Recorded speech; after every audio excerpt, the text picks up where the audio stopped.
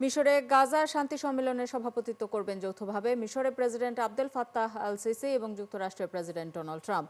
সোমবার শার্ম আল শেখে হবে এই সম্মেলন।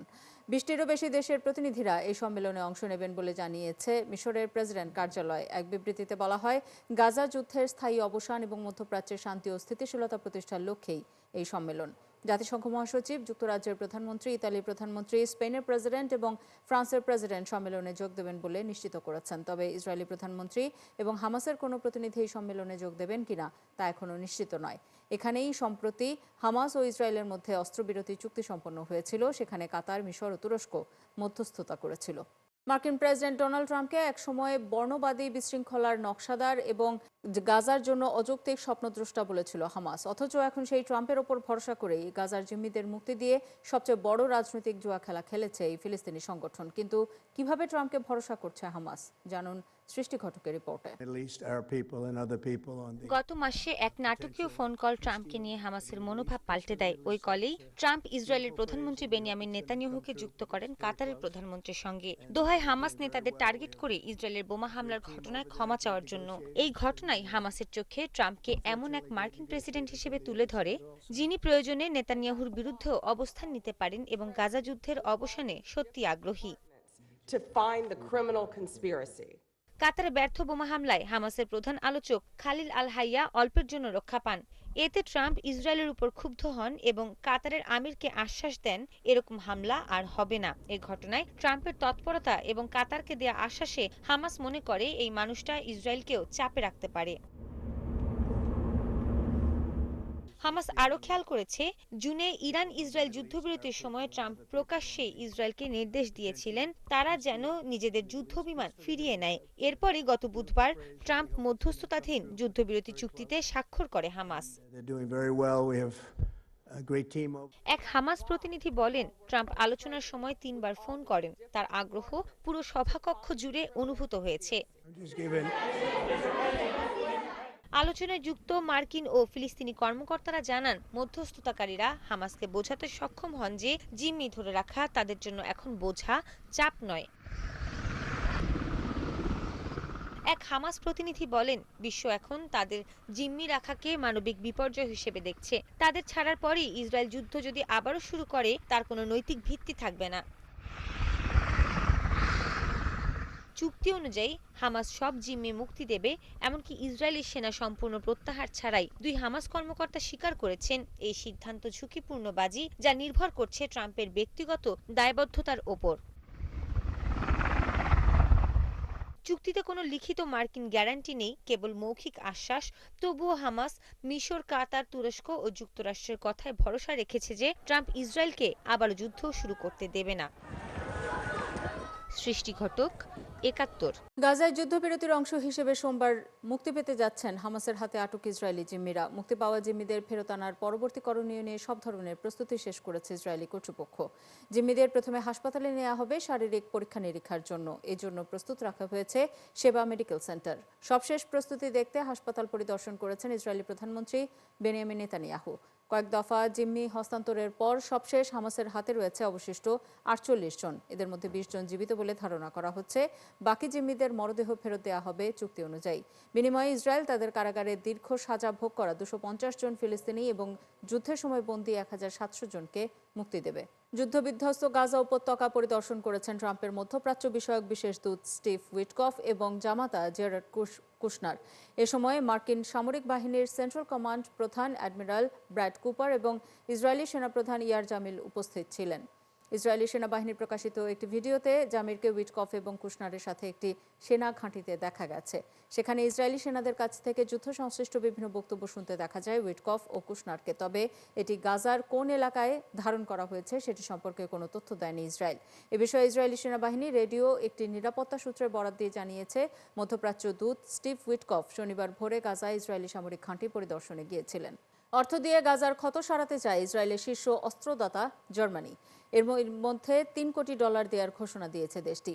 এছাড়া শুক্রবার জার্মান চ্যান্সেলর ফ্রেডরিক মার্টস জানিয়েছেন, মিশরের সঙ্গে যৌথভাবে গাজার পুনর্গঠনের জন্য একটি আন্তর্জাতিক সম্মেলন আয়োজনেরও পরিকল্পনা করেছে বার্লিন। তিনি বলেন, এই সম্মেলনের মূল লক্ষ্য হবে গাজার সবচেয়ে জরুরি চাহিদাগুলো পূরণ করা, যেমন পানি ও জ্বালানি সরবরাহ পুনর্স্থাপন এবং চিকিৎসা সেবা নিশ্চিত করা। জার্মান উন্নয়ন মন্ত্রণালয়ের এক মুখপাত্র জানান, গাজায় অস্থায়ী আশ্রয় নিশ্চিত করতে বার্লিন দ্রুতই 850টি অস্থায়ী বাসস্থানের ইউনিট সরবরাহ করতে পারে। তিনি বলেন, এর মধ্যে 50টি ইউনিট রামাল্লায় রয়েছে, যা দ্রুত গাজায় পাঠানো সম্ভব। এতে ক্ষতিগ্রস্ত মানুষ অন্তত প্রাথমিকভাবে আশ্রয় পাবে। গাজার 90 থেকে 92% ভবনই গুরুতরভাবে ক্ষতিগ্রস্ত বা সম্পূর্ণ ধ্বংস হয়ে গেছে। মিশরের লোহিত সাগর উপকূলের শহর শার্ম আল শেখে এক গাড়ি দুর্ঘটনায় 3 কাতারি কূটনীতিক নিহত হয়েছেন। এই ঘটনায় আরও 2 কূটনীতিক আহত হয়েছেন। হতাহত সবাইকে শার্ম আল শেখ আন্তর্জাতিক হাসপাতালে নেওয়া হয়। শহর থেকে 50 কিলোমিটার দূরে একটি রাস্তার বাঁকের ওপর কূটনীতিকদের গাড়ি উল্টে যায়।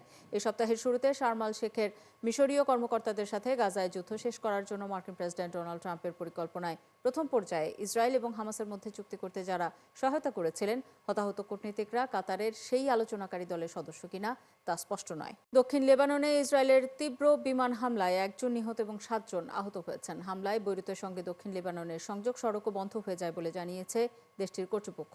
শনিবার ভোরে মসাইলে গ্রামে একটি ভারী যন্ত্রপাতি বিক্রির স্থানে এই হামলা করা হয় এবং বহু যানবাহন ধ্বংস হয়ে যায়। লেবাননের স্বাস্থ্য মন্ত্রণালয় জানায়, নিহত ব্যক্তি একজন সিরিয়ান নাগরিক। আহতদের মধ্যে একজন সিরিয়ান এবং 6 জন লেবানিজ, যাদের মধ্যে 2 জন নারী। ইসরায়েলি সেনাবাহিনী এক বিবৃতিতে জানিয়েছে, তারা এমন একটি স্থানে হামলা চালিয়েছে যেখানে সশস্ত্র গোষ্ঠী হিজবুল্লাহর অবকাঠামো পুনর্গঠনের জন্য ব্যবহৃত যন্ত্রপাতি সংরক্ষিত ছিল। লেবাননের প্রেসিডেন্ট জোসেফ আউন শনিবার ইসরায়েলের এই হামলার নিন্দা জানিয়েছেন। গত বছরের নভেম্বরে যুক্তরাষ্ট্রের মধ্যস্থতায় ইসরায়েল ও হিজবুল্লাহর মধ্যে যুদ্ধবিরতি চুক্তি স্বাক্ষরের পর থেকেই তেল আবিব প্রায় প্রতিদিনই লেবাননে বিমান হামলা চালিয়ে আসছে। এসব হামলায় শতাধিক মানুষ নিহত হয়েছে। সুদানের পশ্চিমাঞ্চলীয় শহর এল ফাশারের বাস্তুচ্যুতদের আশ্রয় কেন্দ্রে আধা সামরিক বাহিনী আরএসএফের ড্রোন হামলায় অন্তত 60 জন নিহত হয়েছেন। শনিবার আধা সামরিক বাহিনীর এই হামলায় আরও অনেকেই আহত হয়েছেন বলে জানিয়েছে এল ফাশার প্রতিরোধ কমিটি নামের একটি স্থানীয় মানবাধিকার সংস্থা। সংস্থাটি জানিয়েছে, শহরের একটি বিশ্ববিদ্যালয়ের মাঠে অবস্থিত দার আল আরকাম বাস্তুচ্যুত শিবিরে হামলা চালিয়েছে আরএসএফ। এক বিবৃতিতে কমিটি বলেছে, হামলায় অনেকেই হতাহত হয়েছেন। আরএসএফের এই হামলাকে গণহত্যা বলে অভিহিত করে আন্তর্জাতিক সম্প্রদায়ের হস্তক্ষেপের আহ্বান জানিয়েছে সংস্থাটি। 2023 সালের এপ্রিল থেকে আরএসএফ ও সেনাবাহিনীর মধ্যে সংঘাত চলছে। দেশটির এই সংঘাতে এখন পর্যন্ত 10,000-এর বেশি মানুষ নিহত এবং লাখো মানুষ বাস্তুচ্যুত হয়েছেন। এছাড়া আরও প্রায় 2.5 কোটি মানুষ তীব্র খাদ্য সংকটের মুখোমুখি হয়েছেন। শাটডাউনের সময় সেনা সদস্যদের বেতন দেওয়ার মতো অর্থ জোগাড় করেছে ট্রাম্প সরকার। এই তথ্য দিয়েছেন ট্রাম্প নিজেই, আর সেই মতো নির্দেশ দিয়েছেন পিট হেগসেথকে। ট্রাম্প বলেন, তিনি তার নির্বাহী ক্ষমতা ব্যবহার করে কমান্ডার ইন চিফ হিসেবে প্রতিরক্ষামন্ত্রী পিট হেগসেথকে 15ই অক্টোবরের মধ্যে সেনাদের বেতন দেওয়ার জন্য তহবিল ব্যবহারের নির্দেশ দিয়েছেন। ট্রুথ সোশ্যাল পোস্টে প্রেসিডেন্ট এমন নির্দেশনা দেন। বলেন, সেনাদের বেতনের জন্য তহবিল জোগাড় হয়েছে।